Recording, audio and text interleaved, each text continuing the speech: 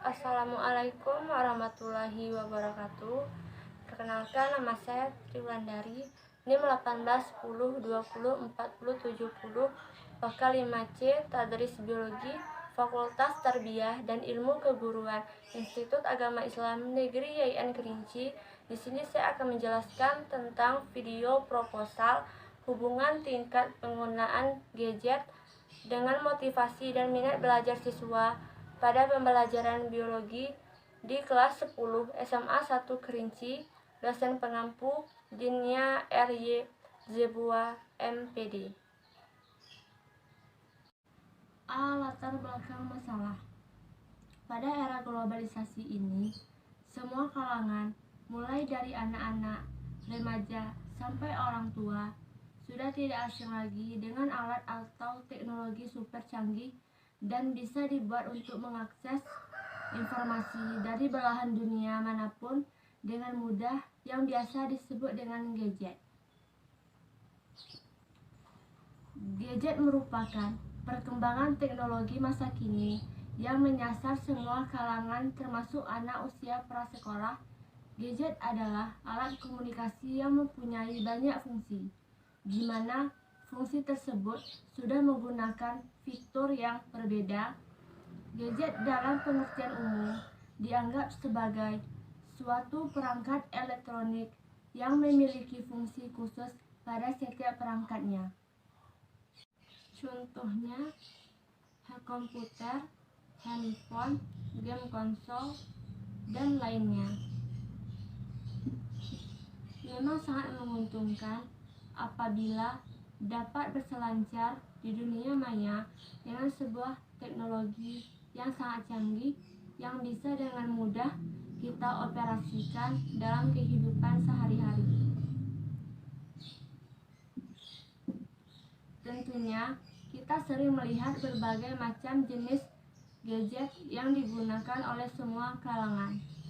Gadget sangat berperan penting bagi kehidupan manusia guna untuk berkomunikasi, memperluas wawasan, pengetahuan, pendidikan, dan bisnis, serta untuk memperbanyak relasi. B. Identifikasi masalah. 1. Peningkatan risiko kanker akibat radiasi. 2. Menyebabkan mata perih atau bahkan rabun karena pencerahan maksimal secara berkala pada gadget. 3. Kurangnya motivasi belajar siswa dalam penggunaan gadget. 4. Kurangnya memperhatikan pelajaran dalam penggunaan gadget yang berlebihan. 5. Kemampuan belajar siswa kurang aktif dengan adanya gadget. C. Rumusan masalah.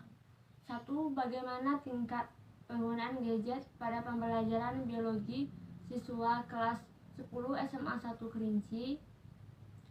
2. Bagaimana motivasi belajar siswa pada pembelajaran biologi di kelas 10 SMA 1 Kerinci. 3. Bagaimana minat belajar siswa pada pembelajaran biologi di kelas 10 SMA 1 Kerinci. 4. Apakah terdapat hubungan tingkat penggunaan gadget dengan motivasi dan minat belajar siswa pada pembelajaran biologi di kelas 10 SMA 1 Kerinci. D. Tujuan penelitian. 1. Untuk mengetahui motivasi belajar siswa penggunaan gadget. 2.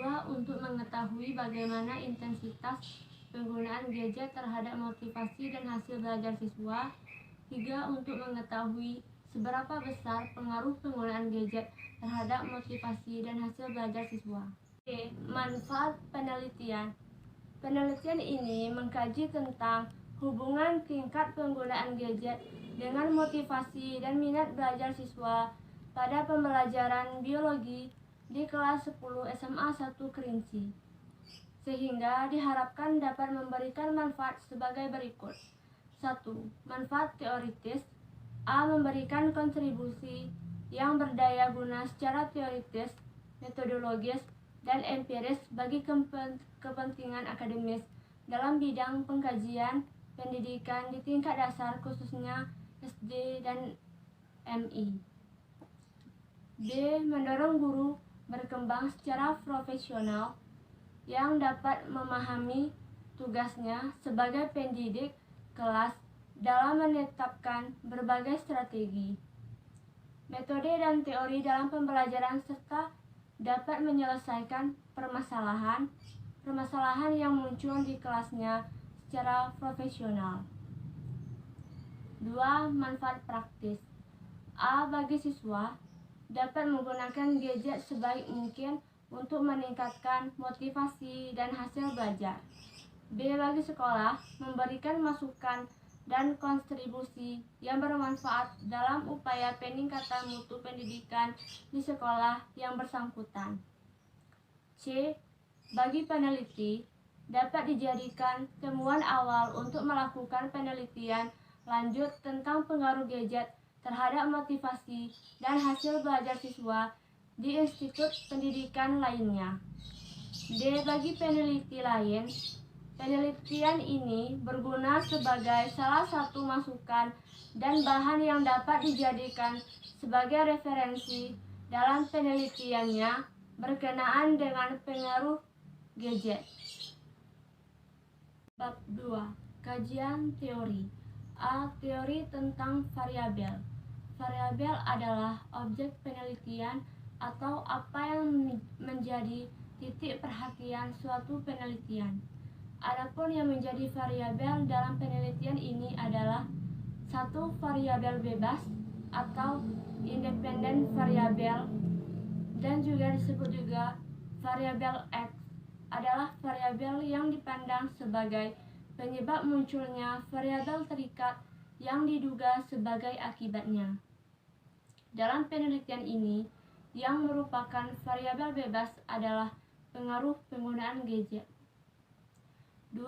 Variabel terikat, dependence variable atau variabel Y, adalah variabel akibat yang dipradugakan yang bervariasi mengikuti perubahan dari variabel-variabel bebas. Umumnya merupakan kondisi yang ingin kita ungkapkan atau jelaskan. Dalam penelitian ini, yang merupakan variabel terikatnya adalah motivasi dan hasil belajar siswa. B. Kerangka berpikir. Berdasarkan landasan teori di atas, dapat digambarkan model konseptual penelitian sebagai berikut. 1. Variabel bebas independen. Dalam penelitian ini, yang merupakan variabel bebas adalah pengaruh penggunaan gadget. 2. Variabel terikat dependen. Dalam penelitian ini, yang merupakan variabel terikatnya adalah motivasi dan hasil belajar siswa. C. Penelitian yang relevan. 1. Hubungan tingkat penggunaan gadget dengan motivasi dan minat belajar siswa pada pembelajaran biologi di kelas 10 SMA 1 Kerinci. Penelitian ini memiliki kesamaan dengan penelitian yang akan dilaksanakan oleh penulis, yaitu pada poin adanya pengaruh penggunaan gadget terhadap motivasi belajar siswa. Poin pembeda dengan penelitian di atas ialah peneliti akan mengambil lokasi di SMA 1 Kerinci, Provinsi Jambi. D. Hipotesis. Hipotesis berasal dari bahasa Inggris hypo dan tesa, kebenaran. Jadi, secara epistemologi, hipotesis dapat didefinisikan sebagai kebenaran sementara, kebenaran yang masih perlu diuji menurut pendapat lain. Hipotesis merupakan jawaban sementara terhadap rumusan masalah penelitian. Rumusan masalah penelitian telah dinyatakan dalam bentuk kalimat pertanyaan. Bab 3. Metode penelitian. A. Jenis dan pendekatan penelitian. Berdasarkan permasalahan dan tujuan penelitian yang telah dikemukakan di atas, maka peneliti berusaha untuk mendapatkan informasi dan hasil uji perbedaan mengenai hubungan tingkat penggunaan gadget dengan motivasi dan minat belajar siswa pada pembelajaran biologi di kelas 10 SMA 1 Kerinci. 1. Populasi. Populasi adalah seluruh data yang menjadi perhatian kita dalam suatu ruang lingkup dan waktu yang kita tentukan. Jadi populasi berhubungan data bukan faktor manusianya. Kalau setiap manusia memberikan suatu data, maka banyaknya atau ukuran populasi akan sama dengan banyaknya manusia. 2. Sampel. Sampel adalah bagian dari jumlah dan karakteristik yang dimiliki oleh populasi tersebut. Untuk populasi berjumlah 100, lebih baik mengambil sampel dari keseluruhan populasi. Selanjutnya, jika subjeknya besar, dapat diambil antara 10-15% atau 20-25% dan bisa juga lebih. C. Teknik pengumpulan data. 1. Observasi. Dalam penelitian ini, peneliti menggunakan observasi tidak terstruktur. Observasi tidak terstruktur adalah observasi yang tidak dipersiapkan secara sistematis tentang apa yang akan diobservasi. 2. Angket. Angket merupakan teknik pengumpulan data yang dilakukan dengan cara memberi perangkat pertanyaan atau pertanyaan tertulis kepada responden untuk dijawabnya. 3. Wawancara. Wawancara digunakan sebagai teknik pengumpulan data apabila peneliti ingin melakukan studi pendahuluan untuk menemukan permasalahan yang harus diteliti. 4. Dokumentasi. Metode dokumentasi yaitu mengumpulkan data penelitian yang ada kaitannya dengan permasalahan dalam penelitian ini. D. Instrumen penelitian. Instrumen yang digunakan dalam penelitian ini adalah non-test. Non-test berupa angket diukur dalam skala Likert, yaitu suatu skala yang digunakan untuk mengukur sikap, pendapat, persepsi seseorang atau kelompok orang tentang fenomena sosial. E. Teknik analisis data.